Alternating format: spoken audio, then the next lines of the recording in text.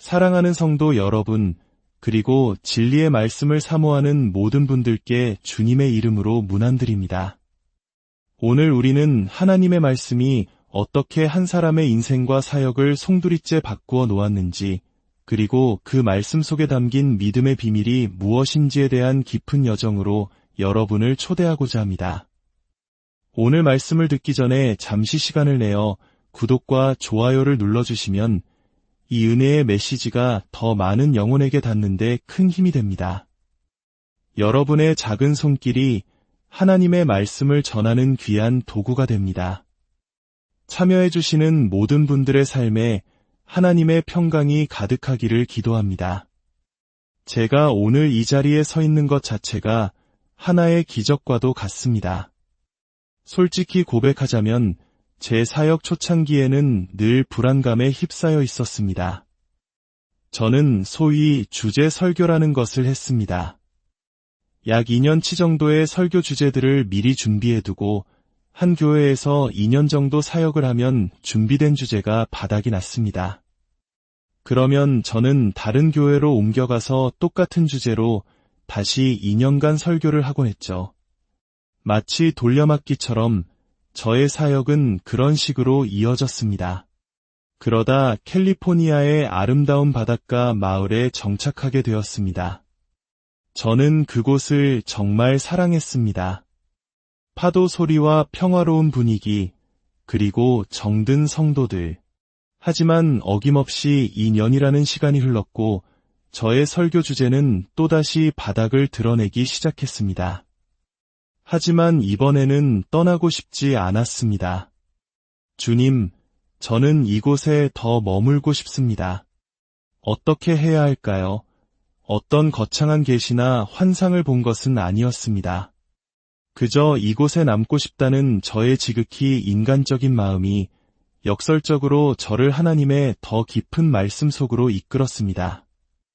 그때 저는 우연히 한 신학 서적에서 요한일서의 개요 연구 부분을 읽게 되었습니다. 그 책에는 요한일서를 42개의 소주제로 나누어 설명하고 있었는데 그것을 읽는 순간 제 머릿속에 번개처럼 아이디어가 스쳤습니다. 이거다. 이 42개의 개요 하나하나가 훌륭한 설교 한 편이 될 수 있겠구나. 이렇게 하면 여기서 1년은 더 머물 수 있겠다. 저는 처음으로 성도들에게 과제를 내주었습니다. 다음 주부터 우리는 요한일서를 공부할 것입니다. 한 주 동안 요한일서를 여러 번 읽어보시고 사도 요한이 이 편지를 쓴 3가지 이유를 직접 찾아오시기 바랍니다. 그 주에 교회 사무실 전화가 불이 났습니다. 목사님, 아무리 읽어봐도 이유를 2개밖에 못 찾겠습니다. 정말 3개가 맞나요? 저는 웃으며 대답했습니다. 계속 읽어보세요. 분명히 있습니다.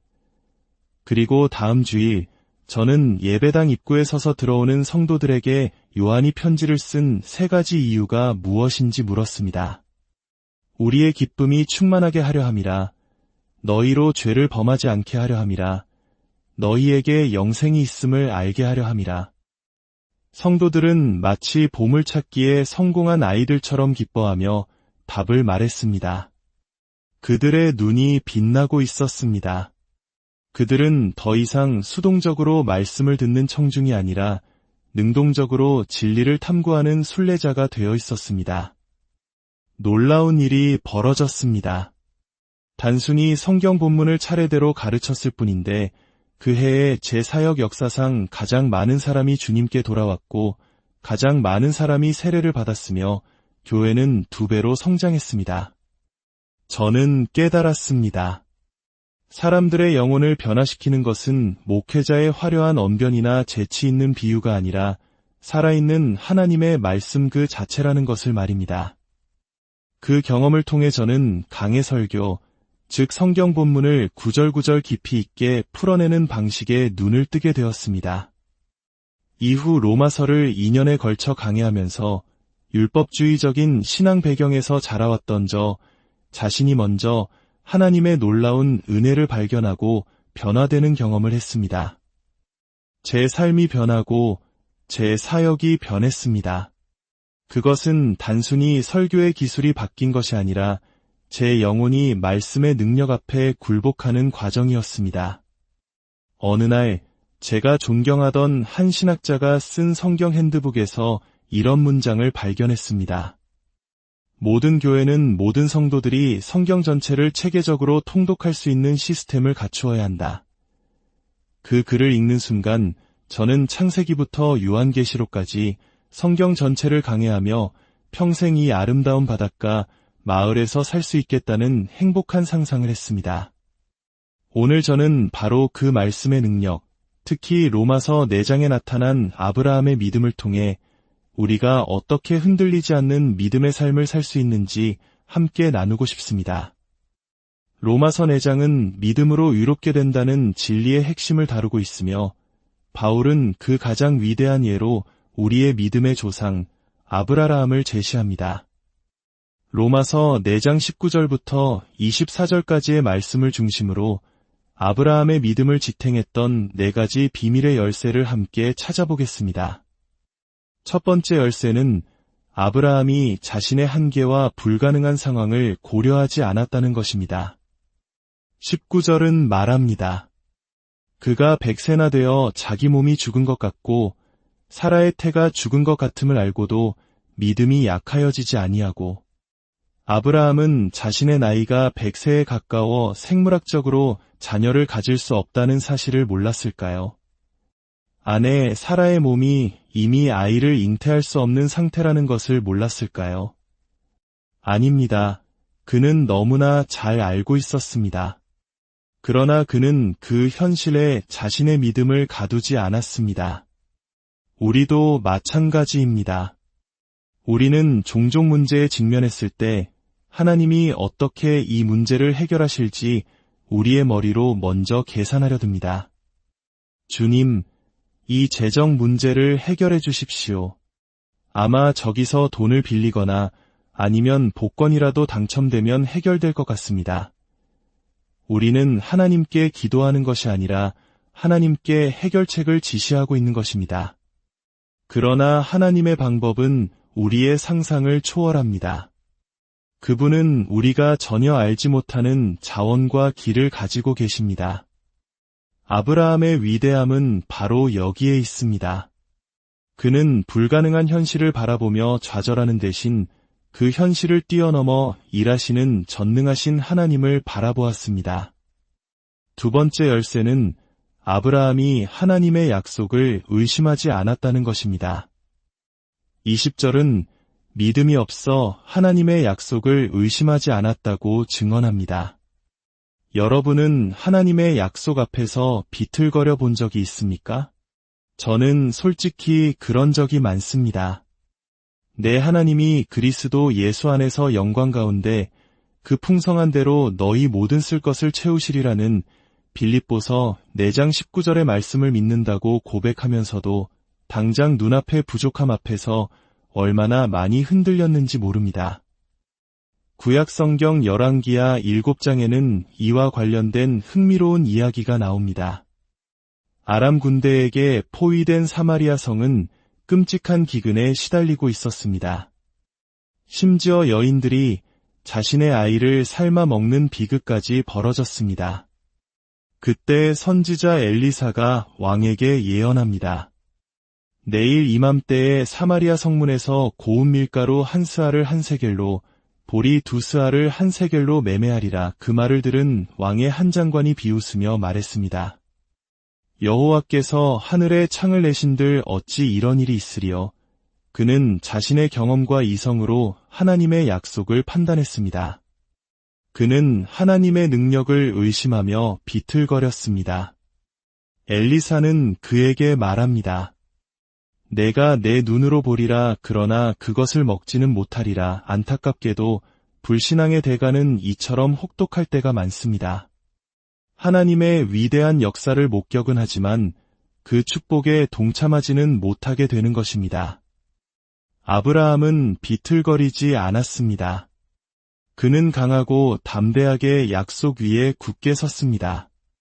세 번째 열쇠는 아브라함이 약속이 이루어지기 전에 먼저 하나님께 영광을 돌렸다는 것입니다. 20절 하반절은 믿음으로 견고하여져서 하나님께 영광을 돌리며 라고 말합니다. 이것이야말로 믿음의 절정입니다. 아직 사라가 임신하지도 않았는데 아들의 탄생을 기뻐하며 하나님을 찬양했다는 뜻입니다. 상상해 보십시오. 우리가 타임머신을 타고 기원전 2000년의 헤브론으로 갔다고 가정해 봅시다. 그곳에서 한 늙은 노인을 만납니다. 우리는 그와 대화를 나눕니다. 그런데 그는 대화 도중에 종종 하늘을 보며 혼잣말을 합니다. 오, 주님, 감사합니다. 주님은 정말 선하십니다. 이렇게 큰 복을 주시다니요. 우리가 궁금해서 묻습니다. 어르신, 무슨 좋은 일이라도 있으십니까? 그가 환하게 웃으며 대답합니다. 내 아내가 아들을 낳을 것이라네. 정말 축하드립니다. 연세가 어떻게 되시는데요? 나는 100살이고 아내는 90살이라네. 결혼하신 지는 얼마나 되셨고요? 글쎄, 한 75년쯤 되었나? 자녀는 몇이나 두셨습니까? 아직 하나도 없다네. 우리는 더욱 놀라며 묻습니다. 정말 대단한 소식이군요. 사모님께서 임신하신 지는 얼마나 되셨나요? 그러자 그가 태연하게 대답합니다. 아직 임신하지는 않았다네. 아마 우리는 그 노인이 이상하다고 생각하며 그 자리를 떴을지도 모릅니다. 그러나 이것이 바로 진정한 믿음입니다. 믿음은 바라는 것들의 실상이요, 보이지 않는 것들의 증거이기 때문입니다. 하나님의 약속은 그 성취와 동일한 가치를 지닙니다. 하나님께서 약속하셨다면 그것은 이미 이루어진 것과 같습니다. 아브라함은 아직 보이지 않는 것을 이미 받은 것처럼 여기고 하나님께 감사와 영광을 돌렸던 것입니다. 네 번째 마지막 열쇠는 아브라함이 하나님께서 능히 이루실 줄을 확신했다는 것입니다. 21절은 약속하신 그것을 또한 능히 이루실 줄을 확신하였으니 라고 말합니다. 그는 하나님이 하실 수 있다고 믿는 수준을 넘어 반드시 하신다고 확신했습니다. 우리에게도 동일하게 적용됩니다. 여러분이 지금 마주한 그 문제, 그 고통, 그 절망적인 상황을 보십시오. 그리고 스스로에게 물어보십시오. 하나님께서 이 문제를 해결하실 수 있는가? 아마 대부분 물론입니다. 하나님은 전능하시니까요 라고 답할 것입니다. 좋습니다. 그렇다면 여러분은 아브라함의 믿음의 여정 중 4분의 1은 통과한 셈입니다. 이제 나머지 3단계를 향해 나아가십시오. 나의 불가능함을 넘어 하나님을 바라보고 흔들리는 마음을 붙잡고 약속 위에 굳게 서며 이루어질 것을 믿고 미리 감사하고 마침내 하나님께서 반드시 이루실 것을 확신하는 단계까지 나아가는 것입니다. 하나님은 신실하십니다. 그분은 아브라함에게 하신 약속을 지키셨듯이 오늘 우리에게 주신 그분의 말씀도 반드시 지키실 것입니다. 하나님 아버지, 오늘 저희에게 아브라함의 믿음을 통해 말씀하여 주시니 감사합니다.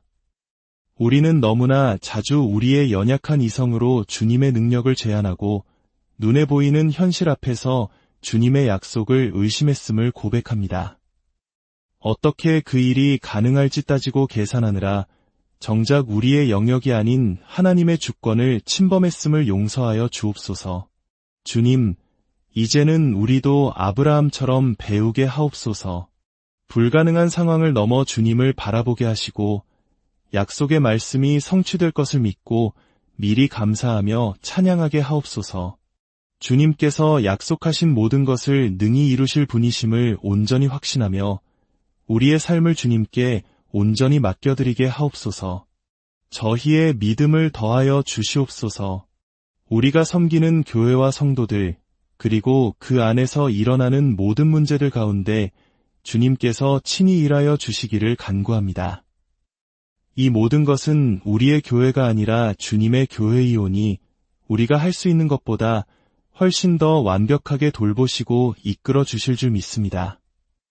살아있는 말씀으로 우리를 격려하시고 믿음으로 이끌어 주시는 우리 주 예수 그리스도의 이름으로 기도합니다.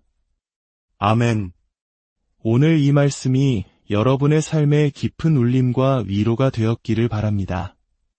다음 시간에도 귀한 말씀으로 다시 찾아뵙겠습니다. 평안한